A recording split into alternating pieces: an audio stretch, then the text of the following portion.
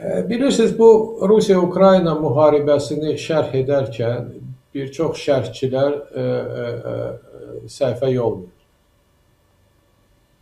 Bu razılaşma əgər baş versə, bu yekun sülh deyil. Bəlkə deyirlər ki, sülh əldə olunacaq.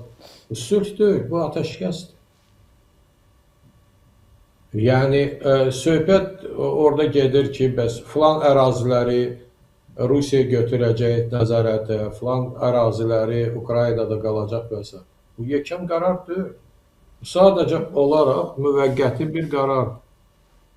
Təxminən ona bənzəyir ki, biz 94-cü ildə hansısa əraziləri, işğal olmuş əraziləri müvəqqəti olaraq, belə deyək, erməni tərəfinin nəzarətə qalmasını qəbul eləmişik, amma siyasi baxımdan təbii ki, biz hüquqi baxımdan bunu heç vaxt qəbul eləməmişik.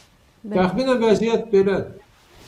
Və Trumpın narazılığı onunla bağlıdır ki, tərəflər bu qərarları ya da gözlənilən qərarları yekun qərarları kimi təqdim eləmək istəyir. Həm Ukrayna tərəfi, həm də Rusiya. Mən bunu başa düşmürəm doğrusu. Deyirlər ki, filan əraziləri vermək olmaz. Güya ki, bundan başqa əraziləri vermək olar. Yəni, elə bir, belə deyək, məfhumları dəyişmək prosesi kimi gedir. Onsuz da orada nəzərdə tutulur ki, bu və digər ərazilərin taliyi sonra danışıqlar yolu ilə öz həllini tapmalıdır. Çünki Ukrayna prezidentinin heç bir səlahiyyəti yoxdur ki, ərazi dəyişiklərə razılıq versin. Konstitusiya baxanda, hər bir konstitusiyada olduğu kimi, onlar referendum vasitəsilə dəyişə bilər. Söhbət ondan gedir. İndi Trump da öz növbəsində narazıdır. Deyir ki, siz özünüz sülh istəmirsinizsə, sülh yox, ateşkəsi istəmirsinizsə, qan tökməyə hazırsınız, ayda bir neçə min insanları öldürməyə hazırsınızsa, eləyin. Ona görə bu incilik ondan ibarət. Və məsələ bununla bağlı.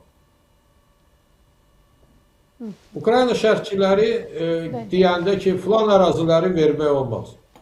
Təbii vermək olmaz. O biri əraziləri də vermək olmaz. Heç Zelenskinin ixtiyarı da yoxdur. Heç kəsin Ukraynada ixtiyarı yoxdur ki, bu və digər əraziləri versin. Ya da Rusiyanın kontrolu altında ateşkəs rejimi dövründə qalan torpaqlar bu tanıyacaq ki, bu Rusiyanın bir hissəsidir, tərkib hissəsidir. Yox. Söhbət bundan gedir və hesab edirəm ki, təəssüflər olsun ki, həm tərəflər, həm digər oyunçular elə bir bu qan tökməyin prosesini dayandırmaq istəmir. Həm Rusiyanın zəiflənməsi və ciddi şəkildə böhranda olmasını, həm də Ukraynanın dağılması elə bir ssenariyanın bir görünən mənzərəsidir.